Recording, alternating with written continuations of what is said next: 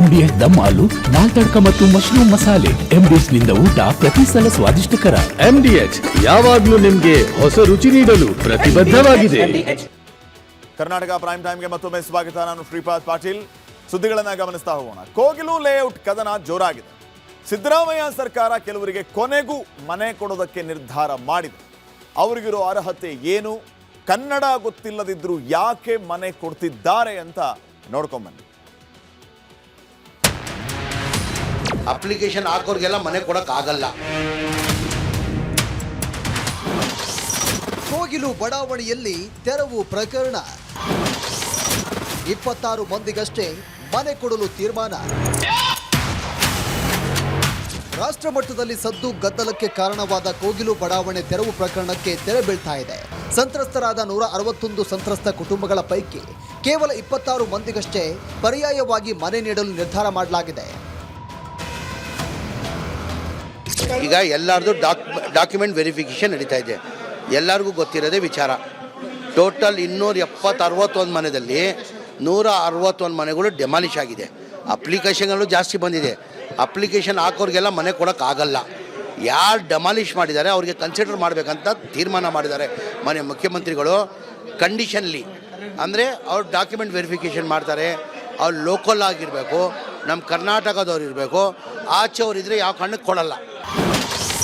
ಅಕ್ರಮದ ಆರೋಪಿ ಜಮೀರ್ಗೆ ಪರಿಚಯ ಇಲ್ಲ. ಯಾರು? ಯಾವ ವಸೀಮು? ಅದು ನನಗೆ ಗೊತ್ತಿಲ್ಲಪ್ಪ. 26 ಕುಟುಂಬಕ್ಕೆ ಮನೆ. ಬರೋಬ್ಬರಿ 26 ಅಕ್ರಮ ವಾಸಿಗಳಿಗೆ ಸೂರು ನೀಡಲು ತೀರ್ಮಾನಿಸಲಾಗಿದೆ. ಮನೆ ನೀಡಲು ವಸತಿ ಇಲಾಖೆ ಕೆಲವು ಮಾರ್ಗಸೂಚಿ ಮಾಡಿದೆ. ಕನಿಷ್ಠ 5 ವರ್ಷ ಬೆಂಗಳೂರು ವಾಸಿಗಳಾಗಿರಬೇಕು. ಮಾತೃಭಾಷೆ ಯಾವುದೇ ಆಗಿದ್ರೂ ಚಿಂತೆ ಇಲ್ವಂತೆ.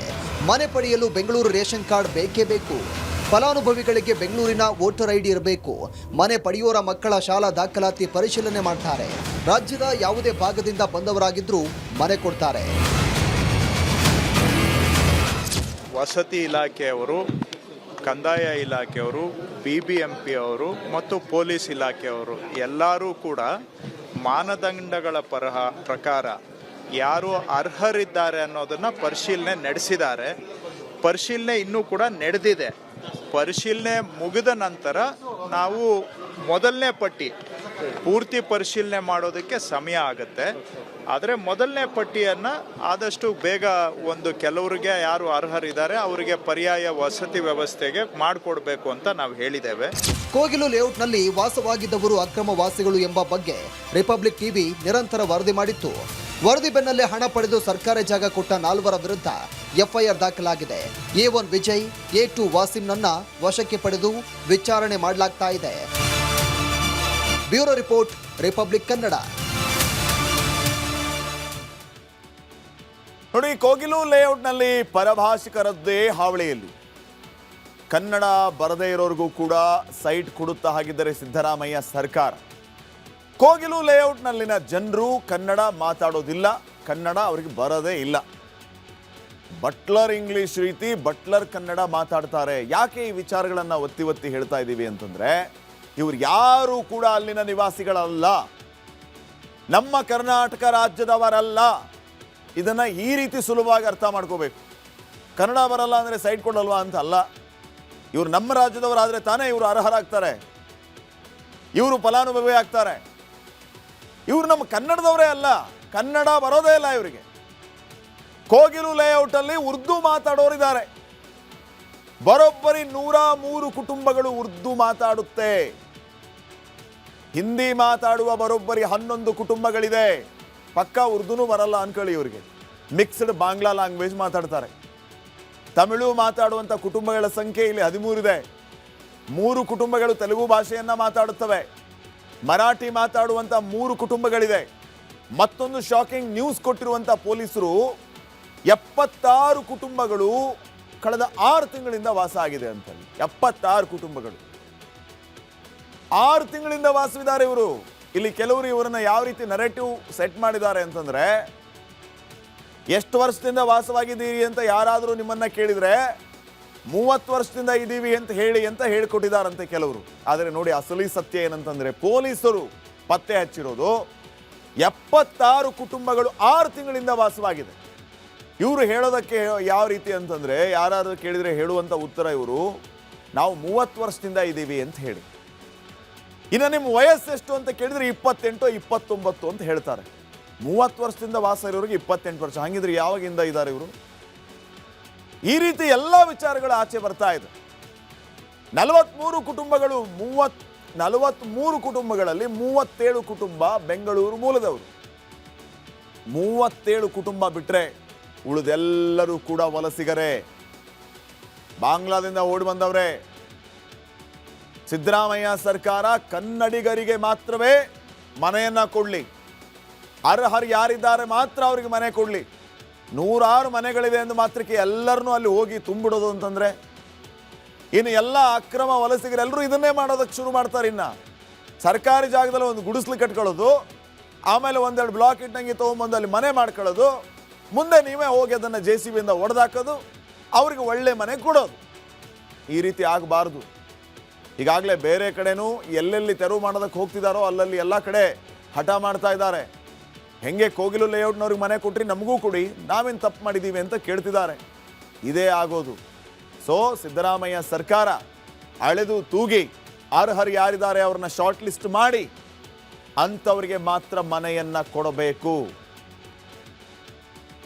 ಅದು ಯಾರದ್ದೋ ದುಡ್ಡಲ್ಲ, ಎಲ್ಲಿಂದನೋ ಬಂದಂಥ ಮನೆಗಳಲ್ಲ, ನಮ್ಮ ತೆರಿಗೆ ದುಡ್ಡಿಂದ ಕಟ್ಟಿರುವಂಥ ಮನೆಗಳಲ್ಲಿರೋದು.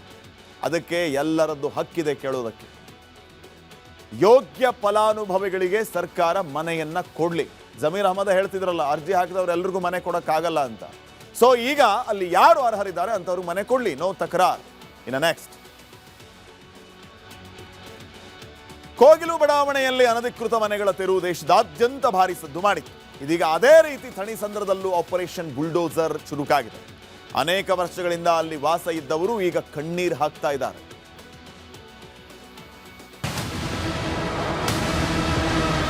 ಬೆಳಗ್ಗೆ 6 ಗಂಟೆಗೆ ಬಂದು ಅಧಿಕಾರಿಗಳು ಮನೆಯಲ್ಲಿದ್ದಂತಹ ವಸ್ತುಗಳನ್ನ, ಮನೆ ಬಳಕೆ ವಸ್ತುಗಳನ್ನ ಎಲ್ಲವನ್ನೂ ಕೂಡ ಹೊರಗಡೆ ಹಾಕಿ ಈಗ ಆ ಒಂದು ಮನೆಗಳನ್ನ ತೆರವು ಮಾಡುವಂಥ ಕೆಲಸ ಮಾಡ್ತಾ ಇದ್ದಾರೆ ಅನ್ನುವಂಥ ಆರೋಪವನ್ನು ಸ್ಥಳೀಯರು ಮಾಡ್ತಾ ಇದ್ದಾರೆ. ಸುಮಾರು 200ಕ್ಕೂ ಹೆಚ್ಚು ಮನೆಗಳನ್ನ, ಶೆಡ್ ಮನೆಗಳನ್ನ ಈಗಾಗಲೇ ತೆರವು ಮಾಡ್ತಾ ಇರುವಂಥದ್ದು. ಮನೆಯ ವಸ್ತುಗಳನ್ನ ಕೂಡ ಹೊರಗಡೆ ಹಾಕ್ತಾ ಇದ್ದಾರೆ. ತಾವು ಅಲ್ಲಿ ದೃಶ್ಯಗಳು ನೋಡ್ಬೋದು. ಕೋಗಿಲು ಲೇಔಟ್ ಆಯ್ತು, ಈಗ ಥಣಿಸಂದ್ರ. 200 ಮನೆಗಳ ಗುರುತು, 32ಕ್ಕೂ ಹೆಚ್ಚು ಮನೆ ತೆರವು.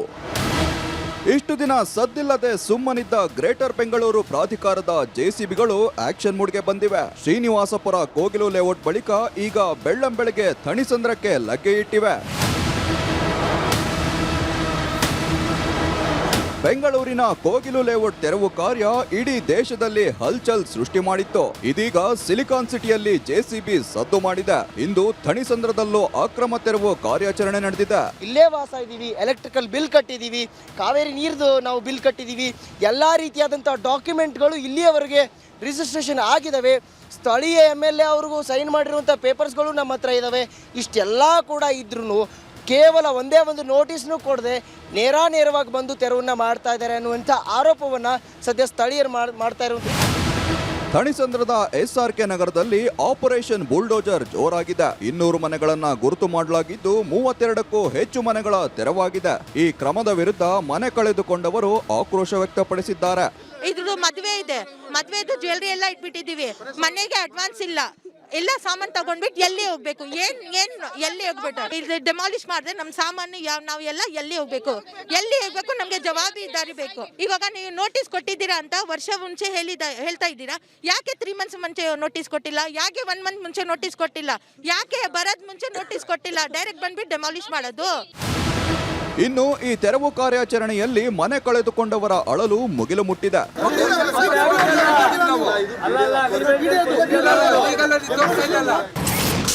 ಮದುವೆ ಬಂಗಾರ ಅಡ ಇಟ್ಟು ಮನೆ ಖರೀದಿ. ನಾವು ಮನೆ ಖಾಲಿ ಮಾಡಲ್ಲ, ಬೇಕಿದ್ರೆ ಸಾಯ್ತೀವಿ. ಆಂಟಿಗ್ರಾಮ್ ಮಕ್ಕಳು ನಮ್ದು, ಅದು ಯಾಕೆ ಅದು ನಮ್ಮ ಸಾಮಾನುಗಳು ನಮ್ಮ ಎತ್ತೀವಿ ಆಚೆ ಹೇಳ್ಬೇಕು. ಆಯ್ತಪ್ಪ 10 ನಿಮಿಷ ಕೊಡ್ತೀನಿ, ಅರ್ಧ ಅವರ್ ಕೊಡ್ತೀನಿ, ನೀವು ಆಚೆ ಇಟ್ಕೊಳ್ಳಿ ಅಂತ ಸಾಮಾನು ಅಂತ ಹೇಳ್ಬೇಕು. ಅವ್ರು ನಾವು ನೋಡ್ಕೊಂಡು ಅಂತ ಎಲ್ಲ ಸಾಮಾನೆಲ್ಲ ಚಾರ್ಜರ್ ಎಲ್ಲ ಹೋಗಿದೆ, ದುಡ್ಡು ಹೋಗಿದೆ, ಗೋಲ್ಡ್ ಹೋಗಿದೆ. ಅದು ಯಾರು ಕೊಡ್ತಾರೆ ಇವತ್ತು? ಗೋಲ್ಡ್ ಸಿಲ್ವರ್ ಸೇರಿ 1.5 ಲಕ್ಷ ಇದು. ಬಿಡಿಎ ಅಧಿಕಾರಿಗಳು ಬೆಂಗಳೂರಲ್ಲಿ ಇರೋ ಅಕ್ರಮವಾಗಿ ನೆಲೆಸಿದ್ದವರ ಮನೆಗಳನ್ನ ತೆರವು ಮಾಡ್ತಿದೆ. ಆದ್ರೆ ಕೋಗಿಲು ಲೇಔಟ್ನಲ್ಲಿ ಸರ್ಕಾರ ಮಾಡಿದಂತೆ ಎಲ್ಲೂ ಮಾಡದೇ ಇರ್ಲಿ ಅಂತಿದ್ದಾರೆ ಸ್ಥಳೀಯರು. ಧನುಷ್ ಜೊತೆ ಅರವಿಂದ್, ರಿಪಬ್ಲಿಕ್ ಕನ್ನಡ, ಬೆಂಗಳೂರು. ಸಿದ್ದರಾಮಯ್ಯ ಸರ್ಕಾರ ಮತ್ತೊಮ್ಮೆ ಮುಸ್ಲಿಮರಿಗೆ ಸಹಾಯ ಮಾಡೋದಕ್ಕೆ ಮುಂದಾಗಿದೆ. ಅಲ್ಪಸಂಖ್ಯಾತ ಅಭಿವೃದ್ಧಿ ನಿಗಮದ ಅಡಿಯಲ್ಲಿ ಸಾಲ ಪಡೆದ ಫಲಾನುಭವಿಗಳಿಗೆ ಭರ್ಜರಿ ಸಿಹಿ ಸುದ್ದಿ ನೀಡಿದ್ದು, ಸಾಲದ ಸುಳಿಯಿಂದ ಮುಕ್ತಿ ನೀಡುವುದಕ್ಕೆ ಒನ್ ಟೈಮ್ ಸೆಟಲ್ಮೆಂಟ್ ಯೋಜನೆಯನ್ನ ಕೂಡ ಜಾರಿಗೆ ತರೋದಕ್ಕೆ ಮುಂದಾಗಿದೆ. ಈ ಪ್ರಸ್ತಾವನೆಯ ಅನ್ವಯ ನಿಗಮದಿಂದ ಪಡೆದಂಥ ಸಾಲವನ್ನು ಒಂದೇ ಬಾರಿಗೆ ಪೂರ್ಣವಾಗಿ ಮರುಪಾವತಿ ಮಾಡೋರಿಗೆ ಬಡ್ಡಿ ಮನ್ನಾ ಮಾಡುವ ಮಹತ್ವದ ನಿರ್ಧಾರವನ್ನು ಸರ್ಕಾರ ಕೈಗೊಂಡಿದೆ ಅಂತ ಬಿಜೆಪಿ ಕಿಡಿಕಾರಿದೆ.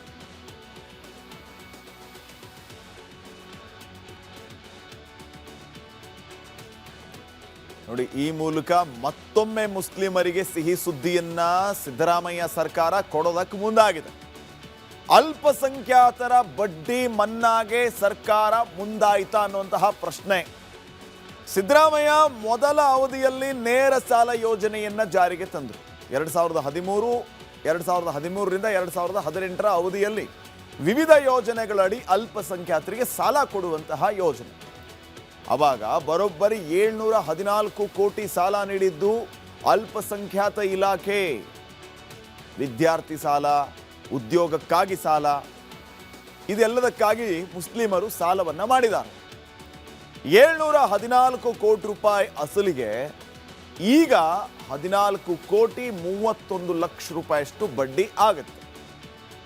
ಅಲ್ಪಸಂಖ್ಯಾತ ಅಭಿವೃದ್ಧಿ ನಿಗಮದ ಅಡಿ ಸಾಲದ ಬಡ್ಡಿ ಮನ್ನಾ ಮಾಡೋದಕ್ಕೆ ಸರ್ಕಾರ ಮುಂದಾಯ್ತಾ ಅಂದ್ರೆ 14 ಕೋಟಿ ಮನ್ನಾ ಮಾಫ್. ಅದರ ಜೊತೆಗೆ ಸಾಲ ವಸೂಲಿಗೆ ಒನ್ ಟೈಮ್ ಸೆಟಲ್ಮೆಂಟ್ ಯೋಜನೆಯನ್ನು ಕೂಡ ಜಾರಿಗೆ ತರೋದಕ್ಕೆ ಸರ್ಕಾರ ಮುಂದಾಗಿದೆ.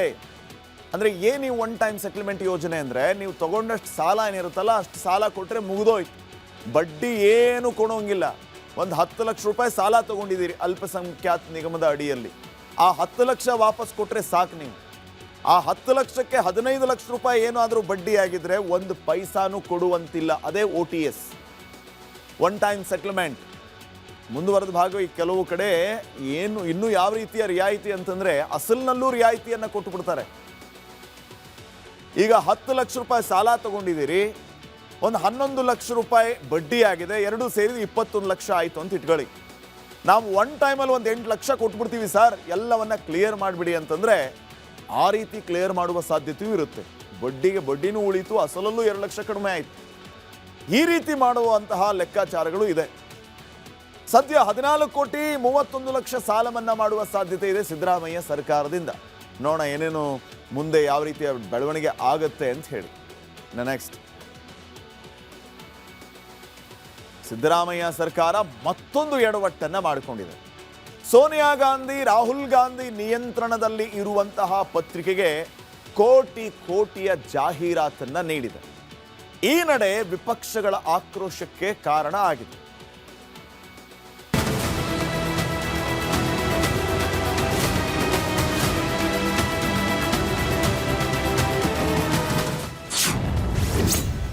ನ್ಯಾಷನಲ್ ಹೆರಾಲ್ಡ್ಗೆ 2.89 ಕೋಟಿ ಜಾಹೀರಾತು. ಮತ್ತೆ ವಿವಾದದಲ್ಲಿ ಸಿಲುಕಿದ ಸಿದ್ದರಾಮಯ್ಯ ಸರ್ಕಾರ. ವಿವಾದಿತ ನ್ಯಾಷನಲ್ ಹೆರಾಲ್ಡ್ ಪತ್ರಿಕೆ ಬಗ್ಗೆ ಇಡೀ ದೇಶಕ್ಕೆ ಗೊತ್ತಿದೆ. ಅದೇ ನ್ಯಾಷನಲ್ ಹೆರಾಲ್ಡ್ ಪತ್ರಿಕೆ ಮತ್ತೊಮ್ಮೆ ಕೆಟ್ಟ ಕಾರಣಕ್ಕೆ ಸುದ್ದಿಯಲ್ಲಿದೆ.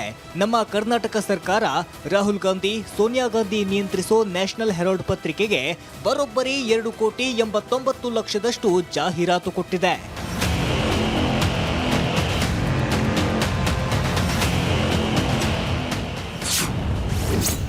ಗಾಂಧಿ ಫ್ಯಾಮಿಲಿಗೆ ದಾನ ಕೊಡುವ ಪ್ರಕ್ರಿಯೆ. ಸಿದ್ದು ಸರ್ಕಾರದ ವಿರುದ್ಧ ಪ್ರಹ್ಲಾದ್ ಜೋಶಿ ಕಿಡಿ. ಇದು ನೇರವಾಗಿ ಒಂದು ರೀತಿಯಲ್ಲಿ ಗಾಂಧಿ ಫ್ಯಾಮಿಲಿಗೆ ಕರ್ನಾಟಕ ಸರ್ಕಾರದಿಂದ ದಾನವನ್ನು ಕೊಟ್ಟು ಸಂಪ್ರೀತಗೊಳಿಸುವಂಥ ಒಂದು ಪ್ರಕ್ರಿಯೆ. ರಾಷ್ಟ್ರೀಯ ಪತ್ರಿಕೆಗಳಿಗಿಂತ, ಎಸ್ಟ್ಯಾಬ್ಲಿಷ್ಡ್ ರಾಷ್ಟ್ರೀಯ ಪತ್ರಿಕೆಗಳಿಗಿಂತ ಜಾಸ್ತಿ ನ್ಯಾಷನಲ್ ಹೆರಾಲ್ಡ್ಗೆ ದುಡ್ಡು ಕೊಟ್ಟಿರೋದು ಕಾಂಗ್ರೆಸ್ ಸರ್ಕಾರದ ಸಿದ್ದರಾಮಯ್ಯನವರ ಬೌದ್ಧಿಕ ದಿವಾಳಿತನವನ್ನು ತೋರಿಸ್ತದೆ. ತಾಯಿ ಮಗ ಇನ್ನೂ bale ಮೇಲಿದ್ದಾರೆ. 1.9 crore was given to the National Herald during 23-24 and nearly 1 crore was allotted in 2024-25. ಒಂದು ಸ್ಕ್ಯಾಮ್ ರಿಡನ್, ಅದೇ ಸ್ಕ್ಯಾಮ್ದಲ್ಲಿದೆ, ಕೋರ್ಟಲ್ಲಿದೆ. ಅದರಲ್ಲಿ ಅದರ ತಥಾಕಥಿತ ಅದರ ಟ್ರಸ್ಟಿಗಳು, ಓನರ್ಸು, NGOs ಏನವರು ಇದ್ದಾರೆ, ತಾಯಿ ಮಗ ಬೇಲ್ ಮೇಲಿದ್ದಾರೆ. ಸರ್ಕ್ಯುಲೇಷನ್ನು ಆಲ್ಮೋಸ್ಟ್ ನಕೆ ಬರಾಬರ್. RSS ನವರ ಪ್ರತಿಮೆಗೆ ಹಣ ಎಲ್ಲಿಂದ ಬರುತ್ತೆ? RSS ಇಂದ ಒಂದು ಮ್ಯಾಗ್ಝೀನ್ ಇದೆ, ಆರ್ಗನೈಸರ್ ಅಂತ. ಅದು ಹೇಗೆ ಪಬ್ಲಿಷ್ ಆಗುತ್ತೆ? ಯಾರು ದುಡ್ಡು ಕೊಡ್ತಾರೆ ಅದಕ್ಕೆ? ಎಲ್ಲಿಂದ ದುಡ್ಡು ಬರುತ್ತೆ ಅವರಿಗೆ? ಅದು ಹೇಳಿ. ಇದು ಲೀಗಲ್ ಟ್ರಾನ್ಸಾಕ್ಷನ್ ಅಲ್ಲ ರೇ. ಬ್ಯಾಂಕಿಂಗ್ ಯಾವ ಬ್ಯಾಂಕ್ ಖಾತೆಗೆ ಹೋಗ್ತಾ ಇದೆ ಗೊತ್ತಿದೆ, ಯಾವ ಕಾರ್ಪೊರೇಷನಿಂದ ಬರ್ತಾ ಇದೆ ಗೊತ್ತಿದೆ, ಯಾರು ಕೊಡ್ತಾ ಇದ್ದಾರೆ ಗೊತ್ತಿದೆ, ಯಾರು ತೊಗೊತಾ ಇದ್ದಾರೆ ಗೊತ್ತಿದೆ. ಯಾವ ನಿಯಮವನ್ನು ಉಲ್ಲಂಘನೆ ಮಾಡಿ ನಾವು ಕೊಡ್ತಾ ಇದ್ದೀವಿ ಅಂತ ಹೇಳಬೇಕಲ್ಲ. ಅದೇನು ಹೇಳಲ್ಲ, ಬರೀ ಹಿಟ್ ಆ್ಯಂಡ್ ರನ್ ಮಾಡಿದ್ರೆ ಹೇಗೆ? ನ್ಯಾಷನಲ್ ಹೆರಾಲ್ಡ್ ಪ್ರಕರಣ ದೇಶಾದ್ಯಂತ ಸದ್ದು ಮಾಡಿತ್ತು. ಇದೀಗ ಸಿದ್ದರಾಮಯ್ಯ ಸರ್ಕಾರ ಅದೇ ಪತ್ರಿಕೆಗೆ ಜಾಹೀರಾತು ಕೊಟ್ಟು ಸಂಕಷ್ಟಕ್ಕೆ ಸಿಲುಕಿದೆ. Bureau report, Republic Kannada. ನೋಡಿ, ದೊಡ್ಡ ಹಗರಣದಲ್ಲಿ ಸಿಕ್ಕಾಕೊಂಡಿರುವಂಥದ್ದು ನ್ಯಾಷನಲ್ ಹೆರಾಲ್ಡ್. ಈ ಹಿಂದೆಯೂ ಕೂಡ ಭಾರಿ ಚರ್ಚೆ ಆಗಿದ್ದದ್ದು ನ್ಯಾಷನಲ್ ಹೆರಾಲ್ಡ್. ನ್ಯಾಷನಲ್ ಹೆರಾಲ್ಡ್ ಕೇಸ್ನಲ್ಲಿ ಸೋನಿಯಾ ಗಾಂಧಿ, ರಾಹುಲ್ ಗಾಂಧಿ ಆರೋಪಿಗಳು. ಇಂಥ ಹಗರಣದ ಸುಳಿಯಲ್ಲಿ ಸಿಕ್ಕಾಕೊಂಡಿರುವಂತಹ ನ್ಯಾಷನಲ್ ಹೆರಾಲ್ಡ್ಗೆ ನಮ್ಮ ರಾಜ್ಯ ಸರ್ಕಾರದಿಂದ ಜಾಹೀರಾತು. ನ್ಯಾಷನಲ್ ಹೆರಾಲ್ಡ್ ಹಗರಣದಲ್ಲಿ ದೊಡ್ಡ ನಾಯಕರಿಗೆ ಸಂಕಷ್ಟ. ಈ ಹಗರಣದಲ್ಲಿ ಸೋನಿಯಾ ಗಾಂಧಿ A1, ರಾಹುಲ್ ಗಾಂಧಿ A2. ಆದರೂ ಕೂಡ ನ್ಯಾಷನಲ್ ಹೆರಾಲ್ಡ್ಗೆ ಸಿದ್ದರಾಮಯ್ಯ ಸರ್ಕಾರ ಜಾಹೀರಾತನ್ನ ಕೊಟ್ಟಿದೆ. ಈ ರೀತಿ ಜಾಹೀರಾತು ಕೊಟ್ಟಿರುವ ವಿಚಾರವೇ ಈಗ ಭಾರಿ ವಿವಾದಕ್ಕೆ ಕಾರಣ ಆಗಿದೆ. ಅದು ಕಾರಣ ಆಗಿರುವಂಥದ್ದು ಜಾಹೀರಾತು ಕೊಟ್ಟರು ಅಂತ ಅಲ್ಲ, ಜಾಹೀರಾತಿನ ಮೊತ್ತ ಇದೆಯಲ್ಲ ಅದು ಭಾರಿ ವಿವಾದಕ್ಕೆ ಕಾರಣ ಆಗಿದೆ. ನ್ಯಾಷನಲ್ ಹೆರಾಲ್ಡ್ ಪತ್ರಿಕೆಗೆ ಅತ್ಯಂತ ಹೆಚ್ಚು ಜಾಹೀರಾತು ಭಾಗ್ಯ ಕಾಂಗ್ರೆಸ್ ಸರ್ಕಾರದಿಂದ, ರಾಜ್ಯ ಕಾಂಗ್ರೆಸ್ ಸರ್ಕಾರದಿಂದ 2 ವರ್ಷಗಳ ಅವಧಿಯಲ್ಲಿ ಬರೋಬ್ಬರಿ 2.89 ಕೋಟಿ ರೂಪಾಯಿ ಜಾಹೀರಾತನ್ನು ಕೊಟ್ಟಿದ್ದಾರೆ. 2,89,00,000 ರೂಪಾಯಿ ಜಾಹೀರಾತು ನ್ಯಾಷನಲ್ ಹೆರಾಲ್ಡ್ಗೆ. 2022-23ರಲ್ಲಿ 1.90 ಕೋಟಿ, 2024-25ರಲ್ಲಿ 99 ಲಕ್ಷ. ಉಳಿದ ಎಲ್ಲಾ ಪತ್ರಿಕೆಗಳಿಗಿಂತ ನ್ಯಾಷನಲ್ ಹೆರಾಲ್ಡ್ಗೆ ಹೆಚ್ಚು ಜಾಹೀರಾತನ್ನ ಕೊಟ್ಟಿರೋದು ಸಿದ್ದರಾಮಯ್ಯ ಸರ್ಕಾರ. 2024-25ರಲ್ಲಿ ಜಾಹೀರಾತಿನ ಒಟ್ಟು 69% ನ್ಯಾಷನಲ್ ಹೆರಾಲ್ಡ್ಗೆ ಕೊಡುವಂತ ಕೆಲಸ ಆಗಿದೆ. ಹೆಚ್ಚು ಪ್ರಸರಣವನ್ನ ಹೊಂದಿಲ್ಲ ನ್ಯಾಷನಲ್ ಹೆರಾಲ್ಡ್. ಹೆಚ್ಚು ಪ್ರಸರಣ ಹೊಂದಿರದ ನ್ಯಾಷನಲ್ ಹೆರಾಲ್ಡ್ಗೆ ಜಾಹೀರಾತನ್ನ ಕೊಟ್ಟಿದೆ ಸಿದ್ದರಾಮಯ್ಯ ಸರ್ಕಾರ. ಸೋನಿಯಾ ಗಾಂಧಿ, ರಾಹುಲ್ ಗಾಂಧಿ ನಿಯಂತ್ರಣದಲ್ಲಿರುವಂಥದ್ದು ಈ ಪತ್ರಿಕೆ. ಸೊ ಆ ರಾಹುಲ್ ಗಾಂಧಿ ಮತ್ತು ಸೋನಿಯಾ ಗಾಂಧಿ ಅವರ ನಿಯಂತ್ರಣದಲ್ಲಿರುವಂತಹ ಪತ್ರಿಕೆಗೆ 2,89 ಲಕ್ಷ ರೂಪಾಯಿ ಏನಕ್ಕೆ ಹೋಯಿತು?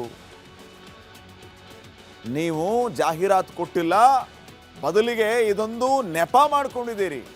ಲೀಗಲ್ ಟ್ರಾನ್ಸಾಕ್ಷನ್ ಅಂತ ಹೇಳೋದಕ್ಕೆ ನೆಪ ಮಾಡಿಕೊಂಡು ಅವರಿಗೆ ಕಪ್ಪ ಕೊಟ್ಟಿದ್ದೀರಿ. ಇದು ಈಗ ಬಿಜೆಪಿಯವರ ಆರೋಪ. ಜಾಹೀರಾತು ಎಲ್ಲಿ ಬಂತು? ಏನ್ ಜಾಹೀರಾತು ಕೊಟ್ಟಿದ್ದೀರಿ? National Herald. ನ್ಯಾಷನಲ್ ಹೆರಾಲ್ಡ್ ಪತ್ರಿಕೆಯನ್ನ ಸಿದ್ದರಾಮಯ್ಯ ಹುಂಡಿಯಲ್ಲಿ ಕೂತ್ಕೊಂಡು ಓದುವಂಥವ್ರು ಯಾರು? ಹುಬ್ಬಳ್ಳಿಯಲ್ಲಿ ಕೂತ್ಕೊಂಡು ಓದುವಂಥವ್ರು ಯಾರು? ಅಂತ ಪತ್ರಿಕೆಗೆ ನೀವು 2,89 ಲಕ್ಷ ರೂಪಾಯಿ ಜಾಹೀರಾತು ಕೊಟ್ಟಿದ್ದೀರಿ. ಇದು ಜಾಹೀರಾತಲ್ಲ, ಕಪ್ಪ ಅಂತ ಬಿಜೆಪಿ ಆರೋಪವನ್ನ ಮಾಡ್ತಾ ಇದೆ.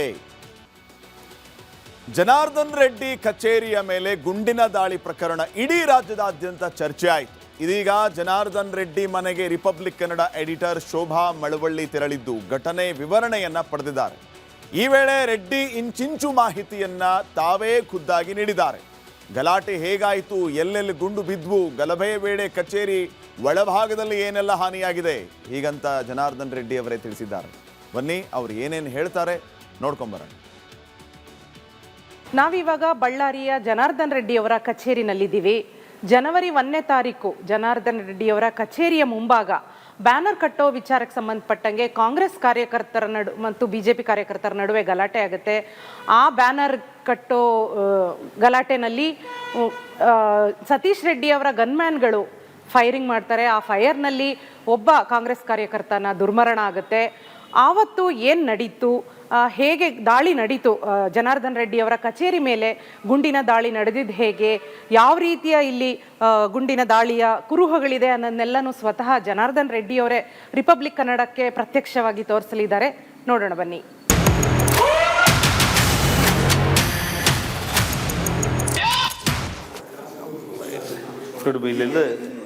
ಇಲ್ಲೊಂದು ಸಣ್ಣ ಪೀಸ್ ಬಿದ್ದಿದೆ. ಅಂದ್ರೆ ಅಲ್ಲಿಂದ ಶೂಟ್ ಮಾಡಿದ್ದು? ಹೌದು, ಇಲ್ಲಿ ಅಂದ್ರೆ ಅಲ್ಲಿಂದ ಹೊಡೆದಿದ್ದು ಇಲ್ಲಿ ತನಕ ಬಂದಿದೆ? ಹೌದು ಹೌದು. ಮಿಸ್ಫೈರ್ ಅಲ್ಲ ಅಂತ ಹೇಳ್ತಾ ಇಲ್ಲ ನೀವು?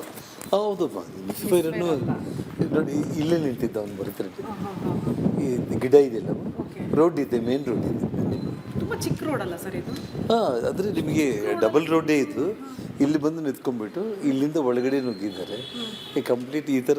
ಮತ್ತೆ ಸೆಕ್ಯೂರಿಟಿ ಯಾರು ಅವ್ರನ್ನ ತಡೆಯಕ್ಕೆ? ಇನ್ನೊಂದು ಫೋರೆನ್ಸಿಕ್ ಅವ್ರು ಬಂದು ಈ ಬುಲೆಟ್ಸ್ ಮತ್ತೆ ನಿಮಗೆ ಮೇಲೆ ಬಿದ್ದಿರುವಂಥ ಪೆಟ್ರೋಲ್ ಬಾಂಬ್ಸ್ ಅವೆಲ್ಲ ಕಲೆಕ್ಟ್ ಮಾಡ್ಕೊಂಡು ಹೋಗಿದ್ದಾರೆ. ಆಲ್ರೆಡಿ ಬಾಂಬ್ ಸ್ಕ್ವಾಡ್ ಎಲ್ಲ ಬಂದು. ಅಂದರೆ ನಮಗೆ ವಿಷಯ, ನಮಗೆ ಗೌರ್ಮೆಂಟ್ ಗನ್ಮೆನ್ಗಳಿದ್ದಾರೆ ಆಗಲಿ, ಮತ್ತು ಇನ್ನೊಂದು ಜನಗಳನ್ನ ನಾವು ಪ್ರಿಪೇರ್ ಮಾಡ್ಕೊಂಡಿಲ್ಲ. ಇವಾಗ ನಮ್ಗೆ ಇಂಟೆನ್ಷನ್ ಏನಂತಂದ್ರೆ, ಇವಾಗ ಇಲ್ಲಿ ನಿಮಗೆ ಇವಾಗ ನೋಡಿದ್ದ ಈ ಗ್ಲಾಸ್ ಇದೆಲ್ಲ ಮುಟ್ಟೋದು ಅವರೆಲ್ಲ ಬಂದು ನಿನ್ನೆ ಫೋರೆನ್ಸಿಕ್ ಮತ್ತು ಬಾಂಬ್ ಸ್ಕ್ವಾಡು ಸುಮಾರು ಅವರಿಗೆ 4 ಬುಲೆಟ್ ಸಿಕ್ಕಿದೆ. ಪೊಲೀಸರಿಗೆ 4 ಬುಲೆಟ್, ನನ್ನ ಕೈಯಿಂದ ಕೊಟ್ಟಿದ್ದು 3 ಬುಲೆಟ್ ಮಾತ್ರ. ಸೇಫ್ ಮಾಡಿ ಒಳಗೆ ಕರ್ಕೊಂಡು ಹೋಗ್ಬಿಟ್ಟು ನಾನು ಹೇಳ್ತೀನಿ ನೋಡಿ ನಿಮಗೆ. ಇವಾಗ ಇದು ಮೇನ್ ರೋಡ್ ಆಯ್ತು. ಇವಾಗ ಪೊಲೀಸ್ ವ್ಯಾನ್ ಏನು ನಿಂತಿದೆಯಲ್ಲ, ಅಲ್ಲಿ ನನ್ನ ಗಾಡಿ ನಿಲ್ಲಿಸಿ ನನ್ನ ಮೇಲೆ ಪೊಲೀಸ್ ವ್ಯಾನ್ ನಿಂತಿರೋ ಕಡೆ ಇಳಿದ್ರಿ ನೀವು? ಅಲ್ಲಿ ಇಳಿದೆ ನಾನು. ಯಾಕೆಂದ್ರೆ ಬ್ಯಾನರ್ಸ್ ಬಂದು ಈ ಪ್ಲೇಸ್ ಇವಾಗ ನೀವೇನು ನೋಡ್ತಾ ಇದ್ದೀರಿ, ಮಗಂದು ಪೋಸ್ಟರ್ ಇದೆಯಲ್ಲ, ನಿಮಗೆ ಮೆಸ್ ಇದೆ ನೋಡಿದ್ರಲ್ಲ ತಾವು, ಮೆಸ್ ಇದೆಯಲ್ಲ, ಮೆಸ್. ಈ ಮೆಸ್ ಏನಿದೆ, ಈ ಮೆಸ್ ಒಳಗಡೆ ಬಂದು ಹಾಕೋಗಿದ್ದಾರೆ ಬ್ಯಾನರ್ಸ್. ಇವಾಗ ನಿಮಗೆ ರೋಡ್ ಎಲ್ಲ ಹಾಕೊಂಡಿದ್ರೆ ಅಬ್ಜೆಕ್ಷನ್ ಯಾರ್ದು ಇಲ್ಲ. ಅಥವಾ ಈ ಪೊಲೀಸರು ಇವಾಗ ಕುಂತಿದ್ದಾರೆ ಮೆಸ್ಗೆ ಆ ಕಡೆ ಟೋಟಲ್ ಆ ಕಡೆ. ಅದು ನಿಮಗೆ ಕಂಪ್ಲೀಟ್ ಆ ಬ್ಯಾನರ್ಸ್ ಎಲ್ಲ ಹರಿದೋಗಿದ್ದು ಕೂಡ ಒಳಗಡೆ ಇದೆ ನೋಡಿ. ಅಥವಾ ಇಲ್ಲಿ ಕಾಣಿಸುತ್ತೆ. ಹೌದು, ನಿಮಗೆ ಹೊರಗಡೆ ನೀವು ಪಬ್ಲಿಕ್ ಪ್ರಾಪರ್ಟಿಯಲ್ಲಿ ವಿತ್ ಮುನ್ಸಿಪಲ್ ಪರ್ಮಿಷನ್ ಹಾಕೊಂಡಿದ್ರೆ ಯಾರದೂ ಅಬ್ಜೆಕ್ಷನ್ ಇಲ್ಲ. ಒಳಗಡೆ ಹಾಕಿದ್ದಕ್ಕೆ ಅದು ವಿತ್ ಪೊಲೀಸೇ ನಾನು ತೆಗೆಸಿರೋದು. ಫೈರ್ ಮೊನ್ನೆ ತಾವೇನು ನಿಮ್ಮ ಟಿ ವಿಯಲ್ಲಿ ತೋರಿಸಿದ್ರಲ್ಲ, ಫೈರಿಂಗ್ ಆಗಿದ್ದು ಈ 2 ಗಿಡಗಳಿಂದ ಇದು ಇಲ್ಲಿಂದ ಮಾಡಿದ್ದು. ಈ ಗಿಡಗಳ ಒಳಗಡೆ ಇಲ್ಲಿ ಈ ಮೆಸ್ ಇದೆ ನೋಡಿ, ಇದು ಇಲ್ಲೇ ನಿಂತ್ಕೊಂಡು ಇಲ್ಲಿಂದ ಒಂದು ಫೈರ್ ಮಾಡಿದ್ದು. ನೀವು ಒಳಗಡೆ ಹೋಗಿದ್ದೀರಿ ಅಂತ ಗೊತ್ತಿತ್ತು ನಮ್ಮನ್ನ. ಈ ಗಲಾಟೆ ಆಯ್ತಲ್ಲ, ಗಲಾಟೆ ಆದ್ಮೇಲೆ ಇದೆಲ್ಲ ನಂದೇ ಜಾಗ ಟೋಟಲ್ ಎಲ್ಲ ಕಂಪ್ಲೀಟ್ ಒಳಗಡೆ ಕರ್ಕೊಂಡೋಗ್ಬಿಟ್ಟು ಮನೆ ಕಾಂಪೌಂಡ್ ಅದು ನಿಮಗೆ ಮನೆ ಇರೋದು ಅದರೊಳಗಡೆ. ಇದು ಪಬ್ಲಿಕ್ಕು ಬಿಸ್ನೆಸ್ ರಿಲೇಟೆಡ್ ಆಫೀಸ್ ಎಲ್ಲ ಕೂಡ ನಾನು ಇಲ್ಲಿ ಮಾಡ್ಕೊಂಡು. ಅವರಿಗೆ ನೀವು ಇಲ್ಲಿ ಇರ್ತೀರಿ, ಎಷ್ಟೊತ್ತಿಗಿಂದ ಇರ್ತೀರಾ? ಅಲ್ಲ, ಈ ಗಲಾಟೆ ಆದ್ಮೇಲೆ ಒಳಗಡೆ ಕರ್ಕೊಂಡೋದ್ಮೇಲೆ ನಾನು ಬಂದಿಲ್ಲ, ಒಳಗಡೆ ಕುಂತಿದ್ದ ಆಫೀಸಲ್ಲಿ. ಗೊತ್ತಿದೆ ಅವ್ರಿಗೆ. ಅದಕ್ಕೆ ಅವನು ಇಲ್ಲೇ ಬಂದು ಗಲಾಟೆ ಮಾಡಿದ್ದ. ಭರತ್ ರೆಡ್ಡಿ ಬಂದಿದ್ದು ಇಲ್ಲೇ ನಿಮಗೆ ನೋಡಿ. 7:30 ನಡುವೆ ಇಲ್ಲಿ ಗಲಾಟೆ ಆಯ್ತು. 1.5 ತಾಸು ಸಮಯ ಇತ್ತು. ಆ 1.5 ತಾಸು ಸಮಯದಲ್ಲಿ ಅವ್ನು ಭರತ್ ರೆಡ್ಡಿನ ಮತ್ತೆ ಇಲ್ಲಿಗೆ ಅಲೋ ಮಾಡ್ತಾರೆ ಪೊಲೀಸರು ಅಂತಂದ್ರೆ ನೀವು ಅರ್ಥ ಮಾಡ್ಕೊಳ್ಳಿ ಅಷ್ಟೇ. ಅಂದ್ರೆ ಇವಾಗ ಪೊಲೀಸರು ಅವನು ಶಾಂತಿ ಕಾಪಾಡೋದಕ್ಕಂತೇಳಿ ಡಿ ಕೇಳ್ತಾನೆ. ನೀವು ಪೊಲೀಸರು ಏನು ಮಾಡಿದ್ದೀರಿ? ನೀವು ನನ್ನ ಯಾವಾಗ ಕಂಪ್ಲೀಟ್ ಇಲ್ಲಿ ಪೊಲೀಸರು ಲಾಕ್ ಮಾಡಿ ನಮ್ಮನ್ನ ಹೊರಗಡೆ ಕಳಿಸ್ಬಿಟ್ರು, ಇಲ್ಲಿಂದ ಅಟ್ಯಾಕ್ ಮತ್ತೆ ಶುರು ಮಾಡಿದ್ರು. ಇದೇ ಇವತ್ತಿನ ವಿಶೇಷ. ನೋಡ್ತಾ ಇರಿ ರಿಪಬ್ಲಿಕ್ ಕನ್ನಡ, ಇದು ನಿಮ್ಮ ಧ್ವನಿ. ಇದೇ ಸಂದರ್ಭದಲ್ಲಿ ಡಿ ಕೆ ಶಿವಕುಮಾರ್ ಬಗ್ಗೆ, ಸಿದ್ದರಾಮಯ್ಯ ಬಗ್ಗೆ ಜನಾರ್ದನ್ ರೆಡ್ಡಿ ಮಾತಾಡಿದ್ದಾರೆ. ಸಿದ್ದರಾಮಯ್ಯ ಅವರನ್ನ ಡಿ ಕೆ ಶಿವಕುಮಾರ್ ಕೆಳಗೆ ನೂಕಬಲ್ಲರು, ಸಿಎಂ ಸೀಟಿಂದ ನೂಕಿ ಪಟ್ಟಕ್ಕೇರಬಲ್ಲರು ಅಂತ ಡಿಸಿಎಂ ಡಿ ಕೆ ಶಿವಕುಮಾರ್ ವಿರುದ್ಧ ಜನಾರ್ದನ್ ರೆಡ್ಡಿ ಬಾಂಬ್ ಸಿಡಿಸಿದ್ದಾರೆ.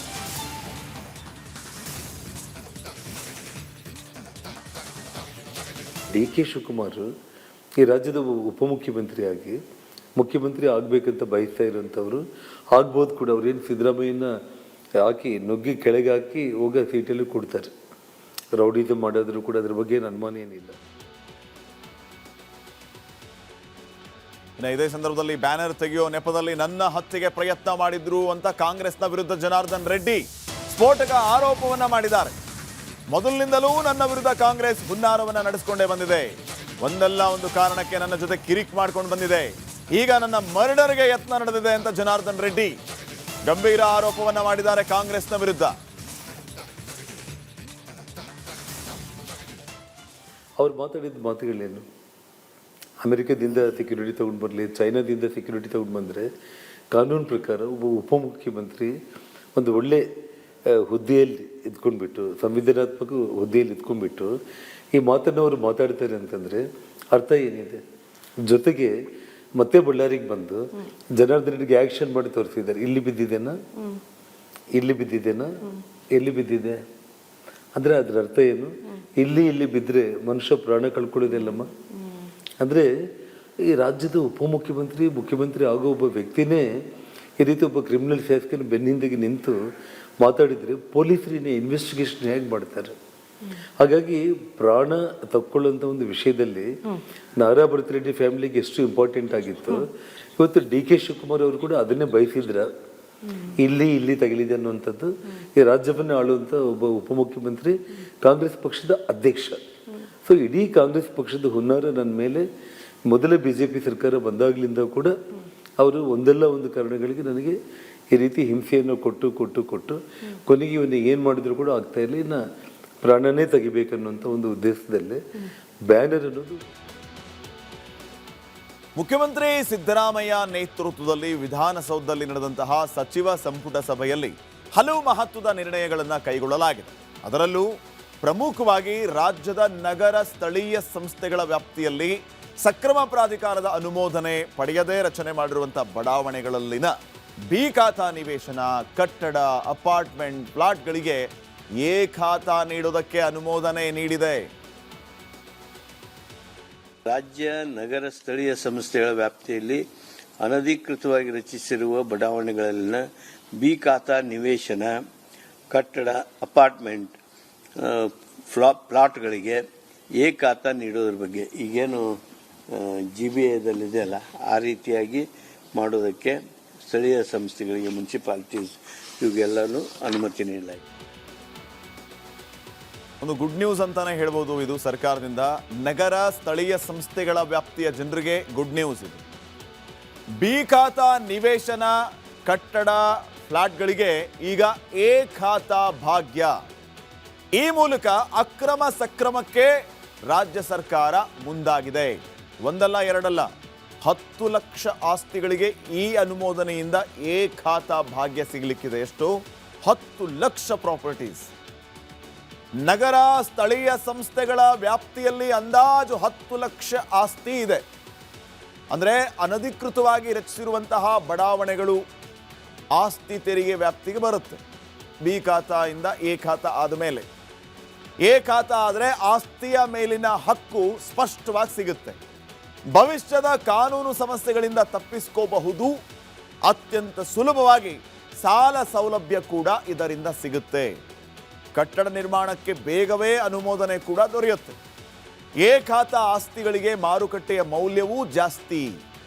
ಮಾರಾಟ ಮಾಡುವ ಸಂದರ್ಭದಲ್ಲಿ ಯಾವುದೇ ತೊಂದರೆ ಆಗಲ್ಲ.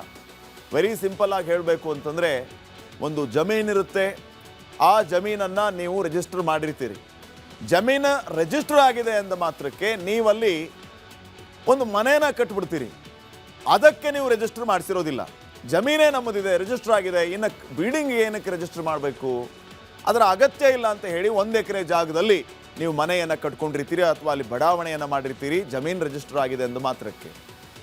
ಈಗ ನಿಮ್ಮ ಜಮೀನು ರಿಜಿಸ್ಟರ್ ಆಗಿದೆ, ಅದು ಎ ಖಾತಾ. ಅಲ್ಲಿ ಬಿಲ್ಡಿಂಗನ್ನು ಕಟ್ಟಿದ್ದೀರಿ ಪರ್ಮಿಷನ್ ಇಲ್ಲದೆ, ಅದು ಬಿ ಖಾತಾ. ಎಲ್ಲಿ ನೀವು ಬಿಲ್ಡಿಂಗನ್ನು ಕಟ್ಟಿದ್ದೀರಲ್ಲ ಅದಕ್ಕೆ ಈಗ ಅನುಮೋದನೆ ಸಿಗುತ್ತೆ. ನಿಮ್ಮ ಬಿ ಖಾತಾದ ಬಿಲ್ಡಿಂಗ್ ಈಗ ಎ ಖಾತಾ ಆಗುತ್ತೆ. ಅಲ್ಲಿಗೆ ನಿಮಗಿದ್ದ ಎಲ್ಲ ಸಮಸ್ಯೆಗಳು ಕೂಡ ದೂರ ಆಗುತ್ತೆ. ನೀವು ಪರ್ಮಿಷನ್ ಇಲ್ಲದೆ ಕಟ್ಟಿದಂತಹ ನಿವೇಶನಗಳು ಕಟ್ಟಡಗಳು ಇನ್ಮುಂದೆ ಏಕಾತ ಆಗುತ್ತೆ. ಆ ರೀತಿ 10 ಲಕ್ಷ ಆಸ್ತಿಗಳಿದೆ ಅಂತ, ಅವೆಲ್ಲವೂ ಕೂಡ ಇನ್ಮುಂದೆ ಸಕ್ರಮ, ಅಕ್ರಮ ಅಲ್ಲ. ಇದು ಈ ರೀತಿ ಬಿಖಾತಾ ಹೊಂದಿದ್ದವರಿಗೆ ಅಥವಾ ಪರ್ಮಿಷನ್ ಕಟ್ಟಿದಂತಹ ಕಟ್ಟಡ ಯಾರೆಲ್ಲ ಮಾಲೀಕರಿದ್ದಾರೆ ಅವರಿಗೆ ಗುಡ್ ನ್ಯೂಸ್. ಇನ್ನು ನೆಕ್ಸ್ಟ್, ಅನ್ನಭಾಗ್ಯ ಯೋಜನೆಯಲ್ಲಿ ಹೆಚ್ಚುವರಿಯಾಗಿ 5 ಕೆಜಿ ಅಕ್ಕಿಯನ್ನು ನೀಡಿ ಸಿದ್ದರಾಮಯ್ಯ ಅನ್ನರಾಮಯ್ಯ ಆಗಿದ್ರು. ಇದಕ್ಕೆ ಬ್ರೇಕ್ ಹಾಕಿ ಜನವರಿಯಿಂದ ಇಂದಿರಾ ಕಿಟ್ ಕೊಡ್ತೀವಿ ಅಂತ ಹೇಳಿದ್ದು. ಆದರೆ ಇದೀಗ ಈ ಯೋಜನೆ ಮಾರ್ಚ್ಗೆ ಶಿಫ್ಟ್ ಆಗಿದಂತೆ ಕಾಣ್ತಾ ಇದೆ.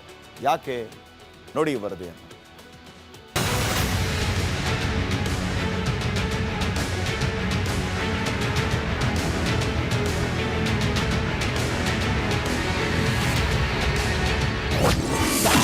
ಭರವಸೆ ಹಾಗೆ ಉಳಿತಾ ಇಂದಿರಾ ಕಿಟ್ ವಿಳಂಬ ಆಗೋದ್ಯಾಕೆ? 5 ಕೆಜಿ ಅಕ್ಕಿ ಸಿಗುತ್ತಾ?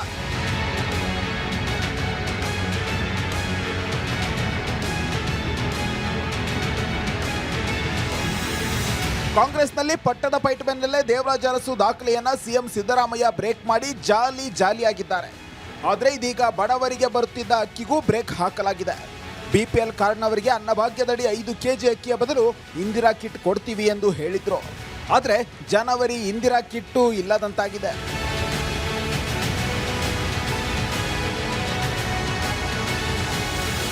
ಕಳೆದ ಕ್ಯಾಬಿನೆಟ್ ಸಭೆಯಲ್ಲಿ ಜನವರಿಯಿಂದ ಇಂದಿರಾ ಕಿಟ್ ವಿತರಣೆಗೆ ಸರ್ಕಾರ ಪ್ಲಾನ್ ಮಾಡಿತ್ತು.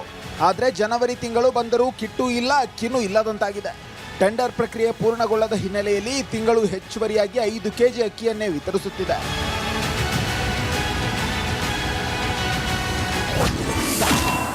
ಇಂದಿರಾ ಕಿಟ್ ಸಿಗೋದು ಯಾವಾಗ? ಅನ್ನಭಾಗ್ಯ ಯೋಜನೆಯಡಿ ಪ್ರತಿ ಪಡಿತರ ಚೀಟಿಗೆ ತಲಾ 5 ಕೆಜಿ ಹೆಚ್ಚುವರಿ ಅಕ್ಕಿ ನೀಡುತ್ತಿದ್ದ ಸರ್ಕಾರ ಇದನ್ನ ಬದಲಾಯಿಸಿ ಇಂದಿರಾ ಕಿಟ್ ನೀಡುವ ನಿರ್ಧಾರ ತೆಗೆದುಕೊಂಡಿತ್ತು. ಕಿಟ್ನಲ್ಲಿ ಅಕ್ಕಿ, ತೊಗರಿಬೇಳೆ, ಎಣ್ಣೆ, ಉಪ್ಪು ಮುಂತಾದ ಅಗತ್ಯ ವಸ್ತುಗಳು ಇರುತ್ತೆ ಎಂದು ಘೋಷಿಸಿತ್ತು. ಜನವರಿ ತಿಂಗಳಿನಿಂದ ಈ ಕಿಟ್ ವಿತರಣೆ ಆರಂಭಿಸಲು ಕಾಂಗ್ರೆಸ್ ಸರ್ಕಾರ ಪ್ಲಾನ್ ಮಾಡಿತ್ತು.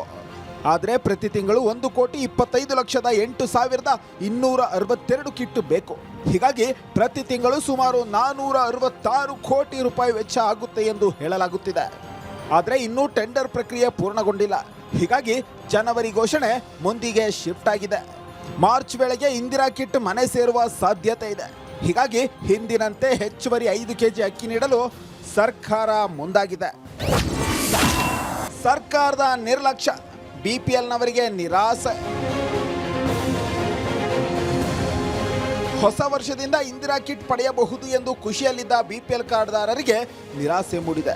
ಕಿಟ್ನಲ್ಲಿ ಬೇಳೆ, ಎಣ್ಣೆ ಮುಂತಾದ ವಸ್ತುಗಳು ಸಿಕ್ಕಿದ್ರೆ ಲಾಭ ಆಗ್ತಿತ್ತು.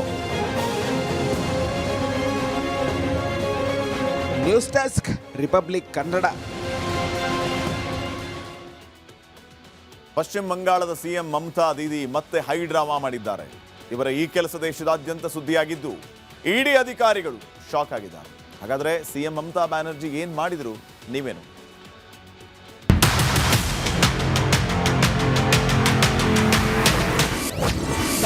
ಕೋಲ್ಕತ್ತಾದಲ್ಲಿ ಇಡಿ ದಾಳಿ ವೇಳೆ ದೀದಿ ಹೈಡ್ರಾಮಾ. ಐಪ್ಯಾಕ್ ಕಚೇರಿಗೆ ನುಗ್ಗಿ ಫೈಲ್ ಹೊತ್ತೊಯ್ದ ಮಮತಾ. ಪಶ್ಚಿಮ ಬಂಗಾಳ ರಾಷ್ಟ್ರ ರಾಜಕಾರಣವೇ ಬೇರೆ, ಈ ದೀದಿ ನಾಡಿನ ಪಾಲಿಟಿಕ್ಸೇ ಬೇರೆ. ಸದಾ ಒಂದಿಲ್ಲೊಂದು ವಿವಾದ, ಗದ್ದಲದಿಂದ ಸುದ್ದಿ ಆಗುವ ದೀದಿ ಇದೀಗ ಮತ್ತೊಂದು ಹೈಡ್ರಾಮಕ್ಕೆ ಸಾಕ್ಷಿ ಆಗಿದ್ದಾರೆ. ಪಶ್ಚಿಮ ಬಂಗಾಳದ ರಾಜಧಾನಿ ಕೋಲ್ಕತ್ತಾದಲ್ಲಿ ರಾಜಕೀಯ ಸಲಹಾ ಸಂಸ್ಥೆ ಅಂದ್ರೆ ಐಪ್ಯಾಕ್ ಮತ್ತು ಹಿರಿಯ ಅಧಿಕಾರಿ ಪ್ರತೀಕ್ ಜೈನ್ ನಿವಾಸದ ಮೇಲೆ ಇಡಿ ದಾಳಿ ಮಾಡಿತ್ತು. ಇದೇ ವೇಳೆ ಪಶ್ಚಿಮ ಬಂಗಾಳದ ಸಿಎಂ ಮಮತಾ ಬ್ಯಾನರ್ಜಿ ಇಡಿ ದಾಳಿ ಮಾಡಿದ ಸ್ಥಳಕ್ಕೆ ಬಂದು ತಮ್ಮ ಸರ್ಕಾರಿ ವಾಹನದಲ್ಲಿ ಲ್ಯಾಪ್ಟಾಪ್, ಫೋನ್ ಮತ್ತು ಬಹುಮುಖ್ಯ ದಾಖಲೆಗಳನ್ನು ಹೊತ್ತೊಯ್ದಿದ್ದಾರೆ.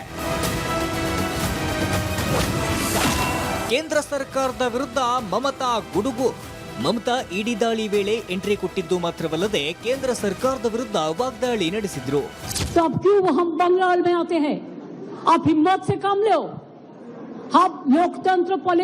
प्रोसेस में जीतो, आप एजेंसी लगा के हमारा पेपर लूट करते हैं, करते लूट, बोलते झूठ, हमारा पेपर लूट करते हैं, हमारा स्ट्रैटेजी लूट करते हैं, हमारा डेटा लूट करते हैं, हमारा वोटर लूट करते हैं, हमारा बंगाल को लूट करते हैं, हमारा भाषा को लूट करते हैं,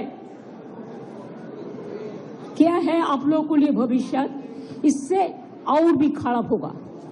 जितना भी सीट आपको मिलना चाहिए था, इससे तो अब जीरो में आ जाएगा। ಮುಖ್ಯಮಂತ್ರಿ ವಿರುದ್ಧ ಕೋರ್ಟ್ಗೆ ಇಡಿ ಮೊರೆ,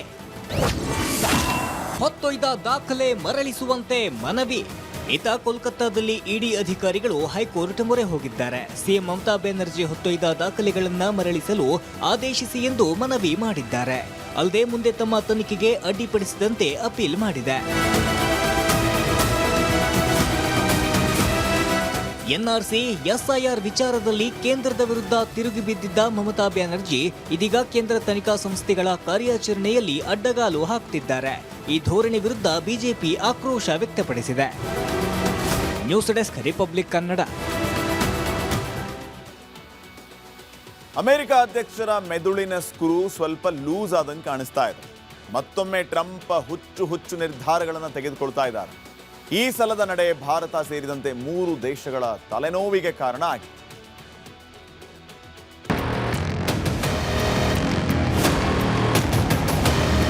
ನಮ್ಮ ಸಿದ್ದರಾಮಯ್ಯನವರು ಹಾಗೆ ಒಂದ್ಸಲ ಅಮೆರಿಕಕ್ಕೆ ಹೋಗಿ ತಲೆ ತುಂಬಾ ಲದ್ದಿ ತುಂಬಿಕೊಂಡಿರೋ ಟ್ರಂಪ್ ಅನ್ನ ಎತ್ತಾಕೊಂಡು ಬಂದು ನಿಮ್ಹಾನ್ಸ್ ಆಸ್ಪತ್ರೆಗೆ ಸೇರಿಸಿಬಿಟ್ಟರೆ ಜಗತ್ತು ತುಂಬಾ ನೆಮ್ಮದಿಯಿಂದ ಇರುತ್ತೆ. ರಷ್ಯಾ ತೈಲ ಖರೀದಿಸಿದ್ರೆ %500 ತೆರಿಗೆ, ಮಸೂದೆಗೆ ಓಕೆ ಎಂದ ಡೊನಾಲ್ಡ್ ಟ್ರಂಪ್. ಅದೊಂದು ಕಾಲ ಇತ್ತು.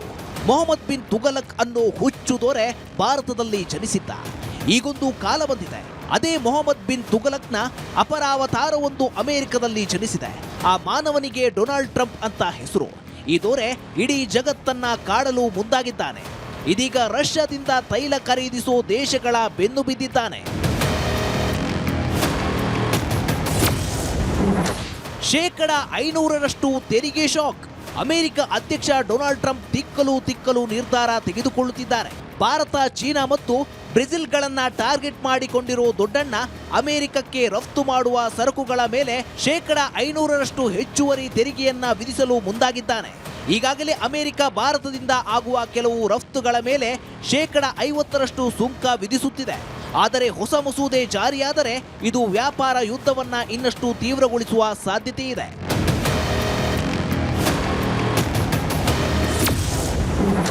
ಸಂಸತ್ತಿನ ಅನುಮೋದನೆ ಇನ್ನೂ ಬಾಕಿ. ಟ್ರಂಪ್ ಈ ಮಸೂದೆಯನ್ನು ಅನುಮೋದಿಸಿದ್ದರೂ ಇನ್ನೂ ಕಾನೂನಾಗಿ ಜಾರಿಯಾಗಿಲ್ಲ. ಮಸೂದೆ ಮುಂದಿನ ವಾರ ಯುಎಸ್ ಕಾಂಗ್ರೆಸ್ನಲ್ಲಿ ಮಂಡಿಸಿ ಮತದಾನ ನಡೆಸುವ ನಿರೀಕ್ಷೆ ಇದೆ. ಸಂಸತ್ತಿನ 2 ಸದನಗಳಲ್ಲಿ ಮಸೂದೆ ಅಂಗೀಕಾರವಾದರೆ ಮಾತ್ರ ಈ ಬಾರಿ ಸುಂಕ ಅಧಿಕೃತವಾಗಿ ಜಾರಿಗೆ ಬರಲಿದೆ. News desk, Republic Kannada. ನೋಡಿ, ಅಮೆರಿಕದ ಅಧ್ಯಕ್ಷ ಟ್ರಂಪ್ ಒಂದು ರೀತಿ ಹೊಟ್ಟೆ ಕಿಚ್ಚಿನ ಮಾನವ. ಯಾವಾಗ ಯಾವ ದೇಶಕ್ಕೆ ಧಮಕಿ ಹಾಕ್ತಾರೋ ಟ್ರಂಪ್ ಗೊತ್ತಿಲ್ಲ. ಈ ಬಾರಿ ನೇರ ರಷ್ಯಾ ಹಾಗೂ ಚೀನಾ ಜೊತೆಗೆ ಇವರ ಕಿತ್ತಾಟ ಶುರುವಾಗಿದೆ. ಬ್ರಿಕ್ಸ್ ದೇಶಗಳಿಗೂ ಪದೇ ಟ್ರಂಪ್ ಧಮಕಿ ಹಾಕುವಂತ ಕೆಲಸವನ್ನ ಮಾಡ್ತಾ ಇದ್ದಾರೆ. ಕಾರಣ ಏನು ಗೊತ್ತಾ? ನ್ಯಾಟೋ. ಈ ನ್ಯಾಟೋ ನಂಬಿಕೊಂಡು ಧಮಕಿ ಹಾಕುವಂತ ಕೆಲಸ ಟ್ರಂಪ್ ಇಂದ ಆಗ್ತಾ ಇದೆ. ಇದೀಗ ಇದೇ ನ್ಯಾಟೋ ಕೂಡ ಒಡೆಯುವ ಭೀತಿ ಎದುರಾಗ್ತಾ ಇದೆ. ಒಂದು 32 ದೇಶಗಳು ಈ ನ್ಯಾಟೋದಲ್ಲಿ ಇದೆ. ನಾರ್ತ್ ಅಟ್ಲಾಂಟಿಕಾ. ಇಲ್ಲಿ ನಾವು ಗಮನಿಸಬೇಕಾಗಿರುವಂಥ ವಿಚಾರ ಏನಂತಂದ್ರೆ, ಈ ನ್ಯಾಟೋದ ನಿಯಮ ಏನಂತಂದ್ರೆ, ಯಾವುದೇ ದೇಶ ಈ ನ್ಯಾಟೋದ ವ್ಯಾಪ್ತಿಯಲ್ಲಿ ಬರುವಂತಹ ದೇಶವನ್ನ ಕೆಣಕಿದ್ರೆ ಅದು ಎಲ್ಲ ದೇಶವನ್ನ ಕೆಣಕಿದೆ ಅಂತಾನೆ ಲೆಕ್ಕ. ಹಿಂಗಾಗಿ ನ್ಯಾಟೋ ಕೂಡಲೇ ಒಗ್ಗಟ್ಟಾಗಬೇಕು. ಯಾರು ಕೆಣಕಿದಾರೋ ಆ ದೇಶದ ಮೇಲೆ ದಾಳಿಯನ್ನ ಮಾಡಬೇಕು. ಸೊ ಆ ನ್ಯಾಟೋದ ನಂಬಿಕೆ ಬಲದಿಂದ ಟ್ರಂಪ್ ಈ ರೀತಿ ಮಾತುಗಳನ್ನು ಆಡ್ತಾ ಇದ್ದಾರೆ. ಆದರೆ ಈಗ ಅದೇ ನ್ಯಾಟೋ ಒಡೆಯುವ ಭೀತಿ ಎದುರಾಗಿದೆ. ಕಾರಣ ಟ್ರಂಪ್ ನಡೆಗೆ ನ್ಯಾಟೋದ 7 ದೇಶಗಳು ಆಕ್ರೋಶವನ್ನು ವ್ಯಕ್ತಪಡಿಸ್ತಾ ಇವೆ. ಟ್ರಂಪ್ ಗ್ರೀನ್ಲ್ಯಾಂಡ್ ಮೇಲೆ ಕಣ್ಣಿಟ್ಟಿದ್ದಾರೆ. ನ್ಯಾಟೋದಲ್ಲಿ ಅಮೆರಿಕ ಸೇರಿದಂತೆ 32 ದೇಶ ಇದೆ. ಯುರೋಪ್ನ ಕಂಟ್ರೀಸ್ ಮತ್ತು ನಾರ್ತ್ ಅಮೆರಿಕಾದ ಕಂಟ್ರೀಸ್. ಯಾರ ಮೇಲೆ ದಾಳಿ ಆದರೂ ಕೂಡ ಮಿತ್ರ ದೇಶಗಳು ಬರಬೇಕು. ಒಬ್ಬ ಸದಸ್ಯರ ಮೇಲಿನ ದಾಳಿ ಎಲ್ಲ ಸದಸ್ಯರ ಮೇಲಿನ ದಾಳಿಗೆ ಸಮ. ನ್ಯಾಟೋನ ನಂಬಿಕೊಂಡು ಬ್ರಿಕ್ಸ್ಗೆ ಧಮಕಿ ಹಾಕ್ತಾ ಇದ್ದಾರೆ ಟ್ರಂಪ್. ಬ್ರಿಕ್ಸ್ ಅಂದ್ರೆ Brazil, Russia, Bharat, China, South Africa. BRICS ದೇಶಗಳು ಒಂದಾಗಿಲ್ಲ, ಆದರೆ ನ್ಯಾಟೋಗಿಂತ ಬಲಿಷ್ಠ. ನ್ಯಾಟೋ ಬಳಿ 5,500 ಅಣ್ವಸ್ತ್ರಗಳಿದೆ. ಬ್ರಿಕ್ಸ್ ಬಳಿ 6,360 ಅಣ್ವಸ್ತ್ರ, ನ್ಯಾಟೋಗಿಂತ ಜಾಸ್ತಿ. ಆದರೆ ಸೈನ್ಯ ಹಾಗೂ ತಂತ್ರಜ್ಞಾನದ ವಿಚಾರಕ್ಕೆ ಬಂದರೆ ನ್ಯಾಟೋ ಬಲಿಷ್ಠವಾಗಿದೆ. ಸೊ ಈ ಎಲ್ಲ ಲೆಕ್ಕಾಚಾರಗಳ ಬಗ್ಗೆ ಈಗ ಭಾರಿ ಚರ್ಚೆ ಆಗ್ತಾ ಇದೆ. ವೆನಿಜುವೆಲಾದ ತೈಲ ನಿಕ್ಷೇಪಗಳ ಮೇಲೆ ಕಣ್ಣಿಟ್ಟಿದ್ದ ಅಮೆರಿಕ ಅಧ್ಯಕ್ಷ ಟ್ರಂಪ್ ಅಲ್ಲಿನ ಅಧ್ಯಕ್ಷ ಮಡುರೋನನ್ನ ಅಪಹರಿಸಿ ಅರೆಸ್ಟ್ ಮಾಡಿ ತನ್ನ ವಶದಲ್ಲಿ ಇರಿಸಿಕೊಂಡಿರುವಂತಹ ಕೆಲಸ ತಮಗೆಲ್ಲ ಗೊತ್ತೇ ಇದೆ. ಈಗ ಇನ್ನೊಂದು ಕೆಲಸವನ್ನ ಮಾಡಿರುವಂಥದ್ದು ಏನಂತಂದ್ರೆ, ಅಮೆರಿಕ ಅಧ್ಯಕ್ಷ ಟ್ರಂಪ್ ರಷ್ಯಾದ ನೌಕೆಯನ್ನ ತನ್ನ ವಶಕ್ಕೆ ತಗೊಂಡಿರುವಂಥದ್ದು. ಇದು ಮತ್ತೊಂದು ಮಹಾಯುದ್ಧಕ್ಕೆ ಕಾರಣ ಆಗುತ್ತಾ ಅನ್ನುವಂತಹ ಪ್ರಶ್ನೆ ಈಗ ಮೂಡಿದೆ. ಈ ಬಗ್ಗೆ ಒಂದು ರಿಪೋರ್ಟ್ ಇದೆ, ಬನ್ನಿ ನೋಡಿ.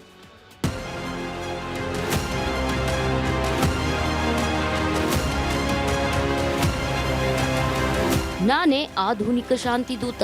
ಅಮೆರಿಕ ಮಾತ್ರವಲ್ಲ, ವಿಶ್ವದ ಯಾವುದೇ ಮೂಲೆಯಲ್ಲಿ ಶಾಂತಿ ನೆಲೆಸಬೇಕಂದ್ರೆ ನನ್ನಿಂದ ಮಾತ್ರ ಸಾಧ್ಯ ಅಂತ ನೊಬೆಲ್ ಪುರಸ್ಕಾರಕ್ಕಾಗಿ ಹೊಸ ಆಟ ಕಟ್ಟಿದ ಟ್ರಂಪ್ ಇದೀಗ ತನ್ನ ಅಸಲಿ ಮುಖ ತೋರಿಸಲು ಶುರು ಮಾಡಿದ್ದಾನೆ. ದಕ್ಷಿಣ ಅಮೆರಿಕದ ತೈಲದ ರಾಷ್ಟ್ರ ಎಂದೇ ಕರೆದುಕೊಳ್ಳುವ ವೆನಿಜುವೆಲಾದ ಅಧ್ಯಕ್ಷ ಮಡುರೋವನ್ನ ಬಂಧಿಸಿದ್ದಲ್ಲದೆ ಇದೀಗ ರಷ್ಯಾದ ಧ್ವಜ ಹೊಂದಿದ್ದ ಟ್ಯಾಂಕರ್ ಸೀಸ್ ಮಾಡಿ ಮತ್ತೊಂದು ಹುಂಬತನ ತೋರಿದ್ದಾನೆ. ವೆನೆಜುವೆಲಾದ ತೈಲ ನಿಕ್ಷೇಪಗಳ ಮೇಲೆ ಟ್ರಂಪ್ ಕಣ್ಣು. ವೆನೆಜುವೆಲಾದ ಮೇಲೆ ಅಮೆರಿಕ ದಾಳಿ ನಡೆಸಿದೆ. ಅಲ್ಲಿನ ಅಧ್ಯಕ್ಷ ನಿಕೋಲಸ್ ಮಡುರೋ ಪತ್ನಿ ಸಿಲಿಯಾರನ್ನ ಬಂಧಿಸಿದೆ. ಮಾತ್ರವಲ್ಲ, ಹಂಗಾಮಿ ಅಧ್ಯಕ್ಷ ಡೆಲ್ಸಿ ರೋಡ್ರಿಗಸ್ಗೂ ಷರತ್ತುಗಳ ಮೇಲೆ ಷರತ್ತು ವಿಧಿಸಿದೆ. ಚೀನಾ, ರಷ್ಯಾ, ಇರಾನ್ ಜೊತೆಗಿನ ಸಂಬಂಧ ಕಟ್ ಮಾಡಿಕೊಳ್ಳುವಂತೆ ಬೆದರಿಕೆ ಸಹ ಹಾಕಿದೆ. ಈ ನಡುವೆ ವೆನೆಜುವೆಲಾದ ತೈಲಕ್ಕೆ ಸಂಬಂಧಿಸಿದಂತೆ ಉತ್ತರ ಅಟ್ಲಾಂಟಿಕ್ನಲ್ಲಿ ರಷ್ಯಾದ ಧ್ವಜ ಹೊತ್ತ ಹಡಗನ್ನ ಅಮೆರಿಕ ವಶಪಡಿಸಿಕೊಂಡಿದೆ. ಅಟ್ಲಾಂಟಿಕ್ ಸರೋವರದಲ್ಲಿ ಮ್ಯಾರಿನೆರಾ ಎಂಬ ಟ್ಯಾಂಕರ್ ಅನ್ನ ವಶಪಡಿಸಿಕೊಳ್ಳಲಾಗಿದೆ ಅಂತ ಅಮೆರಿಕದ ರಕ್ಷಣಾ ಸಚಿವಾಲಯ ತಿಳಿಸಿದೆ. ಹಡಗನ್ನು ಸೀಸ್ ಮಾಡಿದ್ದು ಮಾತ್ರವಲ್ಲ, ಅಗತ್ಯ ಬಿದ್ರೆ ಮ್ಯಾರಿನೆರಾ ಸಿಬ್ಬಂದಿಯನ್ನು ಕಾನೂನು ಕ್ರಮ ಜರುಗಿಸಲು ಅಮೆರಿಕಾಗೆ ಕರೆತರಲಾಗುವುದು ಅಂತ ಶ್ವೇತಭವನದ ಪತ್ರಿಕಾ ಕಾರ್ಯದರ್ಶಿ ಕ್ಯಾರೋಲಿನ್ ಲಿವಿಟ್ ಹೇಳಿದ್ದಾರೆ.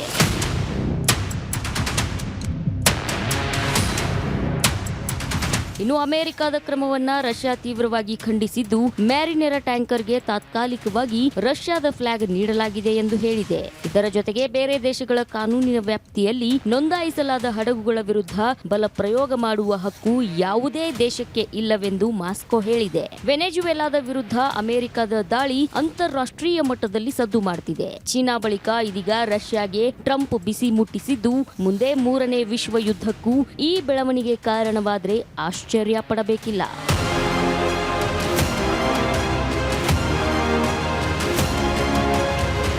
News desk, Republic Kannada. ಇದಾಗಿತ್ತು ಇವತ್ತಿನ ಕರ್ನಾಟಕ ಪ್ರೈಮ್ ಟೈಮ್. ನೋಡ್ತಾ ಇರಿ ರಿಪಬ್ಲಿಕ್ ಕನ್ನಡ, ಇದು ನಿಮ್ಮ ಧ್ವನಿ. ನಮಸ್ಕಾರ. ಆರೋಗ್ಯ ಹಾಗೂ ನ್ಯೂಟ್ರಿಷನ್ ಸಿಗುತ್ತೆ, ನೋಡಿ ಬಾಡಿ ಸ್ಟ್ರಾಂಗ್ ಆಗುತ್ತೆ. ಸ್ವಲ್ಪ ತಿಂದು ಹಸಿವು ನಿಗುತ್ತೆ, ಡೈಜೆಷನ್ಗೆ ಇಲ್ಲ ಅಪಾಯ. MDH ಸೋಯಾ ಟೀ, ಅಸಲಿ ಪ್ರೋಟೀನ್. MDH